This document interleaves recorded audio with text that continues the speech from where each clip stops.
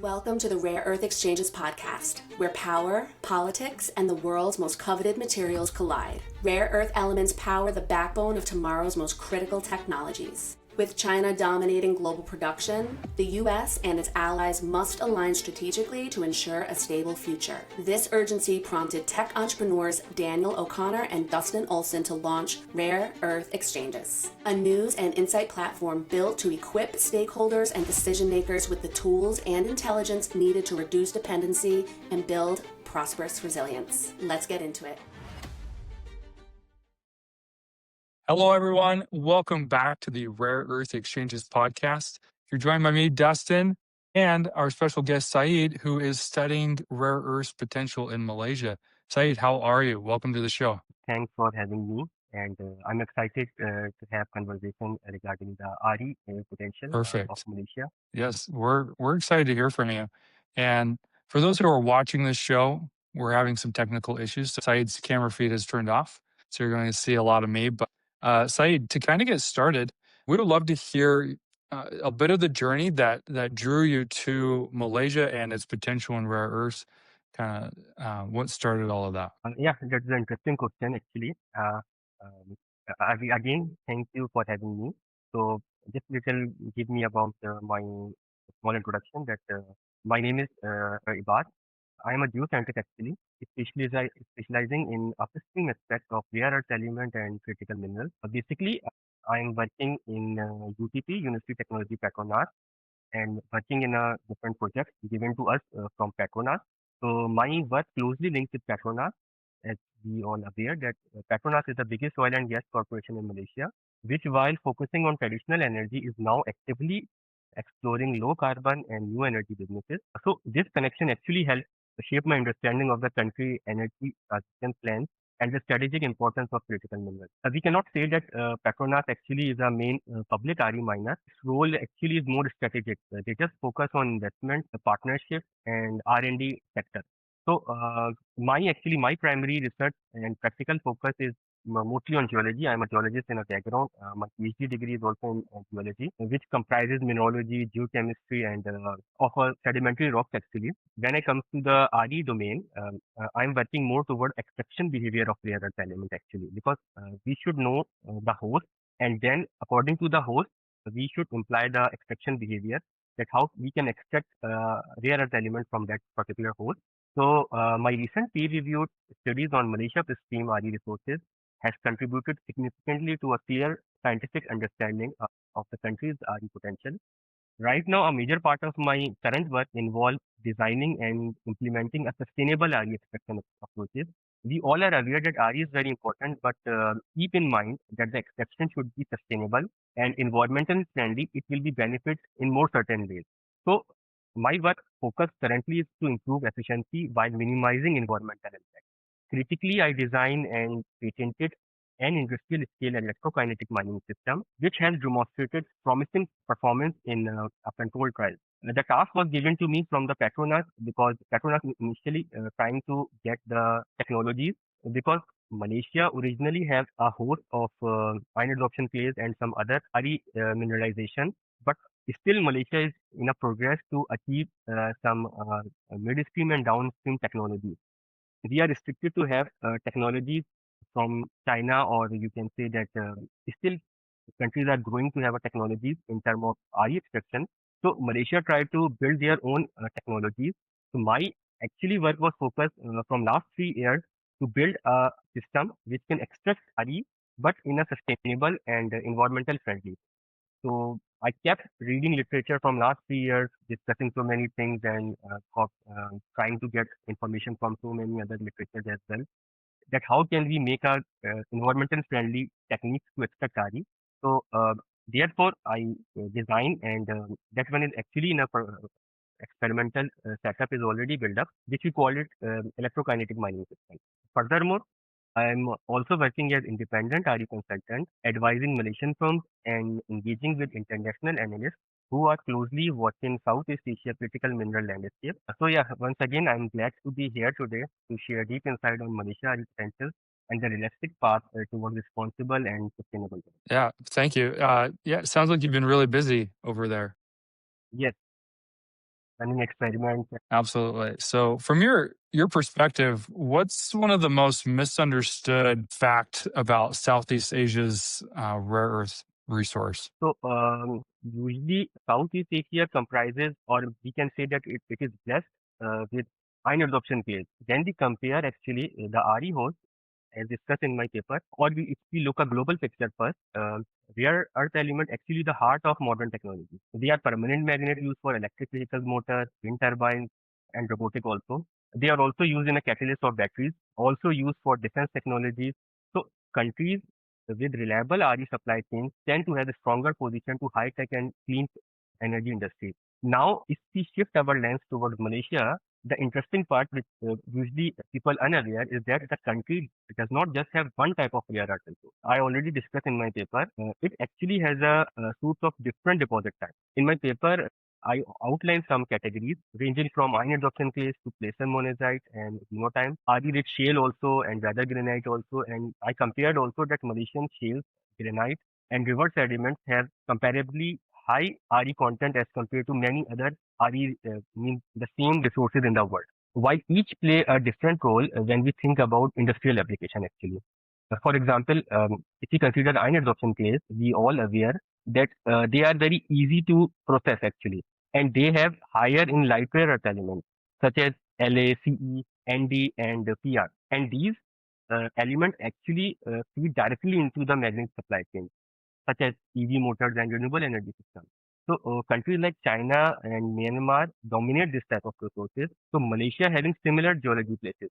It is a strategically interesting position. We all aware that Malaysia is blessed with a tropical region, which actually support the sedimentation, or you can say the deposition of granite rock. Fine adsorption clay is actually the weathering part of the sediment granite rock. So Malaysia has blessed with granite a lot.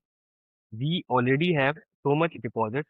I think in term of statistics, around 16 to 18 million ton reserves of IAC is already reported in Malaysia. Which in turn, suppose if we go for the processing and if we got the RE from the those deposit, it turns around 810 billion ringgit of money. So, but we should keep in mind that still this is just a reserve. Malaysia is not now at a stage to do some midstream or downstream industry in a commercial way. Still, it's in the R&D position. Suppose, like my university, we got a project from the company, and we are trying to build some R&D experiments to do some initial testing so that we can later go for the commercial purpose. But if we develop downstream and midstream, it will be really beneficial. Otherwise, if you talk about other deposits such as xenotime and monazite, which Malaysia is already familiar because it has a historical thin and heavy mineral sand industry. So these minerals can carry both light and heavy iron, and they are relevant for more specialized applications. So what this means actually is that Malaysia coastal and river placer deposits are not just, they actually represent a potential feedstock and high value downstream products. And on top of those, in my paper, I already discussed that shale and weather granite is also one of the main could be main producers for RE in the future. Right now, of course, IAC is the main prospect for RE because the processing is easy. Shale and weather granite hard for the processing, but we can rely on them also in future also. If in case our supply and demand need more REs, so this is a thing which is people not much aware. As a geologist, I was working all those rocks, like in Malaysia, I spent around 13 years. My PhD work also dominated by so many field trips. So I travel Malaysia a lot. I know all the rocks there. And so therefore, I can tell all those things with my experience. So yeah, this is hopefully I provide you the answer you want. Yep. No, this is great. So I want to ask a question about why Malaysia's rare earth story has been so overlooked in the global conversation until recently. Is that because you were just kind of talking about this where didn't quite have the infrastructure to deliver? Is that the reason why, or is there another reason why Malaysia's just been kind of brushed under the rug when it comes to this resource? Previously, if you can say even before 5 years, I was working in Malaysia from last 13 years. So it was from I think 2021 or 22. Before that, I was working in Petronas also for different projects. The country was not looking at RE sector or RE domain. But since 2021, you can say, when I joined a project in around 2022, mid of 2022, the company Petronas investing in RE because at that time they are aware or they already have some energy domain, but shifted towards RE might be due to the restrictions because if you are aware that actually China is exporting RE or in a globe, and they have 70%, around 70% of results they are supplying. Then they put a restricted ban, Then not only Malaysia, but other countries also think about to have their local RE. So at that time, countries were thinking seriously about the RE first the upstream sector, midstream and downstream. Usually with literature or with published papers and with geological maps, stratigraphy, we know that what are the rocks present, and we already have some initial studies to conduct that how much RE is present in it, whether it's economically beneficial or not. When country, especially Malaysia, knows that they are economically feasible, and we are blessed with uh, a most, you can say, easy process host actually, which is IAC. So, and in the meantime, China is also restricting, and you can say that Malaysia, China have some type of relationship also with their technologies and with their RE export and import things. But when Malaysia got to know, even in my paper, I published that we have so much host REs, and if we develop locally here in Malaysia, we are not dependent on the RE export, or permanent magnet export, because now there is a backbone of countries, economy. So therefore, I think they are shifted towards the more seriously about the REs. But we should keep in mind that still we are developing. We cannot say that we are in initially a line. We can say that we are stepping a ladder by step. You can say we are in a stage. Hopefully, by upcoming years, we have our own industry. And even the government or MIDA, Ministry of Science also, and Malaysia government also, now they are seriously focused on build their own downstream and midstream. They are also try to have some collaboration with some foreign companies also. As you already know that, that's one of the reason also that Linus, which is Australia RE processing plant, it was in Malaysia since 2012. But since 2012, or you can say until 2020-21, it was not much highlighted. It was keep working in one of the state of the Pahang. I visited there also, but it was not in the highlight till this issue came, So Linus actually having a host material coming directly from Australia. They are not using a host or a deposit coming from Malaysia. But of course, Linus industry is here. They have all the technologies. They have a processing plant. They can use Malaysia host material also, which is still in debate. Recently, I think JS Link already have a collaboration with Linus to have a processing of around 3,000 ton annually for the permanent magnet processing unit. So it is still in a phase, but they had, I think, the collaboration was already done. So Linus will operate for Malaysian also in the recent time, and they are still in discussion going on. So this is the way I think, and the countries are, and same thing. And right now I'm also, teaching environmental science also. So in few decades, I think last decades, the environmental concern is more highlighted now. When environmental impact is higher, even CO2 footprint and everything, the most of the countries moving towards low carbon energy uh, technologies. So same thing, the REs in terms of permanent magnets, they use for EV, wind turbines. They are the backbone for all those um, renewable technologies. So if we shifted towards environmental friendly techniques in the future, not rely on the renewable sources, we have to keep in mind that we have a good strength of RE support technologies and RE minerals, or you can say the permanent magnet and so on. So that's fascinating, and it's great to hear that the government and other companies are taking an interest in what Malaysia has to offer. Sounds like technology has been a big hurdle to overcome in terms of processing the ore, but are there other hurdles or um, like technical constraints that Malaysia is facing that would prevent them from taking center stage in any of this? Yes, yes. Same thing. As for me, I started my work from a scratch actually. I just took samples, from the raw material. We are trying to leach RE by our own cells. So it's not just a easy things to do actually. There are lots of challenges coming down the way when we put ourselves in the soil, and trying to get even a small portion of RE. There is a stat telling us that to just get 1 kg of RE, there are tons of host rock required actually. So it's not an easy process. Previously, it was telling the mining industry, but now it's moving more towards chemical industry. Like we need to know how much chemical is using and what type of same thing with environmental concern. It's just not a leaching actually anymore. We should keep in mind that while doing all this leaching from RE from the commercial perspective or from the land, we should keep in mind that it will not impact on environmental issues such as the groundwater contamination. There are several studies reported that due to leaching, the groundwater table was affected. Same thing, land degradation and air pollution. Because usually, if you are already aware about it, I think that usually ammonium sulfate is the one which is using for the leaching agent. And ammonium sulfate is non-biodegradable. So it has some impact.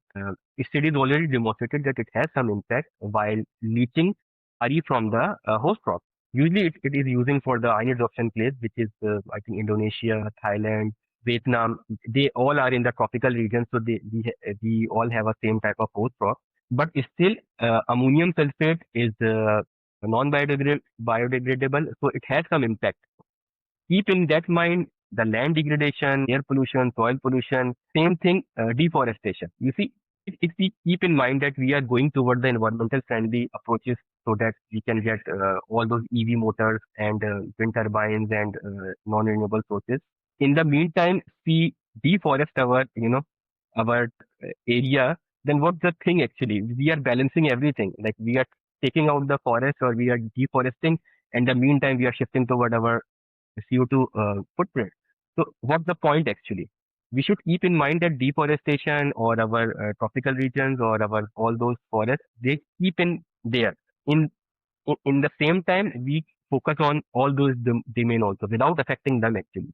So Malaysia actually is restricted now very seriously. Previously, it was reported that RE mining was not taking as seriously, so there was a mining activities going on without these concerns. But now Malaysia is very strict about all those things. Even now in government scale, even for me also, I help some local companies in Malaysia to just to create a flow sheet so that we can present in front of the state level or national level, because they concern that the techniques you are using or the process you are using should be environmental friendly. They should not affect the land, the sustainability issues or environmental issues. So we should keep in mind. That's why there is some delay that we are not getting that pace, because we should keep in mind that environmental concern is our first priority. So those are the challenges which we are facing right now, but hopefully with time we are cover up all those issues and we are going toward the sustainable approaches in terms of RE leaching and without affecting the main scenario of the Malaysia. So that's really interesting, and we've heard that about Malaysia. Just the environment just suffers greatly from the mining efforts. What is that the biggest blind spot there, or are there something else that decision makers in Malaysia just aren't really aware of? Is this the biggest issue, or do you think there's something else going on that they're just not seeing? No, right now, because now I can say before 2 years or 3 years, you can say that people is not much aware about it. But since the technology boosts up and we have so many projects, so many companies, even local companies shifted their domain towards RE sector. So people get awareness and now they are more concerned about their own land, their own properties. That has some issues with the land possession also. Like suppose in my work also, I build up my equipment in a lab scale. Like I had some initial trials and we successfully leach RE in a good concentration as compared to conventional leaching. But same thing when I try to move my work in a commercial way, like I need a land, to do the experimental things or leaching, there is some issue because they are Malaysia is very restricted about all those things. Ask us to follow all the SOPs without concerning or damaging the land actually. So it takes some documentation time. We need approval from different authorities. They are right actually from their side because they are more concerned about their own people's safety, the environmental issues. So this is a challenge, but it's new actually from in case of Malaysia from last 3 to 4 years it boosts up. So with time when the technology map will be there, the process will be smooth actually. But still, we can say that it's still in the laboratory way or R&D sector actually. There is only, I think, one company, MART, I think, which is commercially actually leaching RE from the Iraq side, where my university is also located. They are doing RE leaching from the land, but still they are not getting any commercial value from it because it is still in the processing part. With time, they also stop the mining activities there to have some concern regarding environmental issues or something. They keep monitoring to have a safe or environmental approaches. But soon, hopefully soon, the process will be smooth by keeping in mind that all those sustainable issues will be solved. And then hopefully Malaysia will have their own RE leaching, RE leachet actually. But uh, the story is not end at that place. After getting RE leachet, like suppose it's from my equipment also, I just get a leachet, RE leachet. Other challenges which is still Malaysia lacks, that if you already aware that those RE leachet, in the liquid form, they have around 56% of impurities and 44% is only RE. So we have to separate impurities from RE first. That's also the biggest challenge actually. We should have technologies to separate impurities and approximately for the commercial point of view, the RE should be 99.91% or 99% pure, should be pure to use as a commercial perspective. Malaysia in R&D sector is still trying to reach that value. I think there is not reported from my point also, my work is until to get the leachet from my equipment. The processing unit will be the different, but I still hear that we did not reach the 99.99% removal of impurities. But still, the story not end after that. After getting the RE, actually the point is we need to separate REs from that the combination of all REs, whatever our need. Usually for the permanent magnet, we know that DY and DCR, they are essential. To separate those from the RE is still a challenge. We are still working on the technologies such as membrane filtration or electromining technologies or some other technologies also. I'm not in that domain particularly. My work is mostly focused on upstream and midstream, but I heard that we are still in the processing unit in R&D sector actually until now. But same thing, if we have some help from outsource, like those having already achieved all those parts, they have some technologies, they have some formulas, to achieve all those. Because even if you see the published literature, they are not much concerned or they're not much talking about all those issues. Which actually, how I know, because when I'm running my experiments, I got all those challenges, which was not reported. Mostly they are not reported, all those cases. But when we run our own things, we know that, okay, these are the challenges.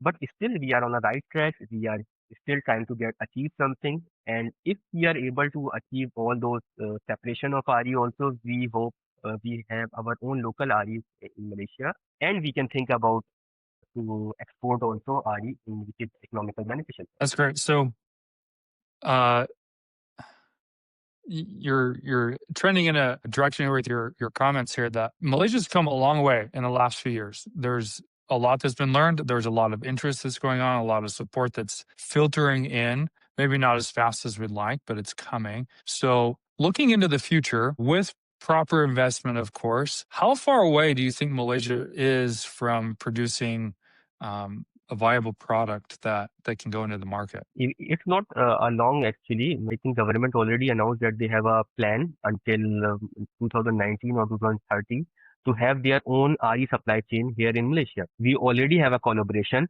not only the local industries in Malaysia, but some foreign countries also. Suppose JS Link is already collaboration with Linus here in Malaysia to have their processing plant here. Those with those parties or those collaboration, hopefully we achieve our goal as soon as possible. Same thing. Actually, Malaysia is blessed. I'm telling that Malaysia is blessed with all those hosts, which is very easy to process. So if they engage here for their investment or their collaboration or their mutual funding, then it will beneficial for both ways. Because some like in this domain, if you can say South Asian hub, Malaysia is still progressing a bit faster as compared to the processing units or because of liners that they had here as compared to except China. Actually only the Malaysia is the one who has a processing plant here, which is actually doing a commercial RE. So it's not far away. We are still in a process, but we cannot say the proper deadline, but still we are in a right track, and hopefully we will achieve this path as soon. Same thing, we are also put awareness actually with trying to suppose when I publish my paper, so then people are get much aware about all those Malaysians, RE hosts or source rock present in Malaysia. So if we work like this, like my machine is already built up and I have some promising results also. So hopefully I will publish that work also soon. So these type of work, attract foreign or attract the companies also to invest or to have some collaboration here. So we should keep in mind also that it should start from R&D, but it should slowly or gradually going toward midstream and downstream. Even if you know about the Ministry of Science and Technology Malaysia, mostly now it's also investing. I was invited mostly last year regarding the RE proposal. They asked me to prepare the RE proposal. But same thing, they are interested more towards the end product, like they need for the permanent magnet or for the catalyst or all those things. But still, then we describe all those challenges to them also because we are in the university sector, R&D sector, so we know all about this. So now, not except Petronas, but ministry also and some other organization also, even Green Snow companies also in Malaysia, they are investing because they know that there is a potential, and with time we have our own army locally, which will be beneficial in all ways. That's That's fantastic. We're coming to the end of our time here, but I did want to ask you one final question is, with all of this in mind, you've learned so much. Are there other research questions that you're most interested in exploring next, like trying to find those answers that could unlock more doors or potential for Malaysia? Yes, as a you can say as a researcher, when I put myself in this domain, RE sector from last 3 years. Even for starting a machine, it's not an easy job. You have to keep in your mind all the materials, all the leaking solutions, and if we concerned about environment, also we should keep in mind about environmental concern in terms of pH also, and so many other issues. I have so many issues while doing the experiment. Then we going toward the commercial way. If we already knew those challenges, which is already built up and faced up in the lab scale, hopefully we will have less challenges in the field as compared if we directly jump into the field with some new technologies. For those traditional technologies, which is already in the field for some years, hopefully there will be no problem. But when we jump in the field with a new technologies or you can say environmental friendly techniques, we have lots of challenges. So for my side, that I am very excited that if we go towards the commercial way with those type of technologies, still there is some issues regarding the land acquisition or permissions and so many things. But I am hoping that this technologies or these type of technologies, not only this technology, those other environmental friendly technologies will be implemented in the field. And the same thing, the story will not end up there. After getting leakage, hopefully, I put myself in the processing unit also that how can we expect all those REs from each other or from the impurities. There is one more point I need to discuss here that if we go toward the environmental friendly technique, such as in respect of technology, it's the one way. But if we use a non-biodegradable leaching agent, it will less impact the environmental issues also or land also. In the same way, it will bring us a leachate with less impurities. So if we have a less impurities in our leachate, it's easy for us to process or to separate RE. So there is both advantage while using one is environmental friendly technology and other is non-biodegradable leaching agent, which Malaysia or already patented. Like in my domain, in my R&D sector, we already built up a non-biodegradable unit. Although it's not a commercial, we did not check in a commercial way, but in the lab still it was the success rate is very high as compared to the minimum subject. But it's in a testing phase and it's not a commercial viable. So I'm excited that with environmental friendly technologies, if we use non-biodegradable leaching agent in the field, so we will get less impurities or very low impurities. So hopefully that with that we have some easy processing for the separation process. Of course, that domain is a little different domain, but it should start from because as a geologist, I know the whole section. If you are trying to get the REs from any rock, you should know the chemistry, mineralogy, all those things of the rock also first. So that you know that how RE is behaving in those particular rocks, how we can take out those REs from those rocks. So this is the initial knowledge. So with my work, I already have all those knowledge. So I'm interested that if we go for the processing unit, it will be a keep benefit with my experience. And I'm excited really that if we go toward the end product, because if you are keep working with one domain, but still you are not getting the final product, you are still curious that, okay, what will be the end results, So yeah, I'm excited for that one if we have some opportunities in the future as well. Oh, that's fantastic. Well, Syed, thank you so much for joining our show today. You've got our support. We're excited to see where you go next and the influence that you'll have there in Malaysia with the research and the knowledge that you're gaining and sharing with everyone there. And hopefully in the future we can get an update from what's going on in Malaysia. But for those who are listening, if you found this episode helpful, please give it a like wherever you listen to this podcast. If you don't want to miss a future episode, please like and subscribe to the channel. Syed, thanks so much for joining, and we will catch you soon. Sure. Thank you, Dustin. Thank you for having me.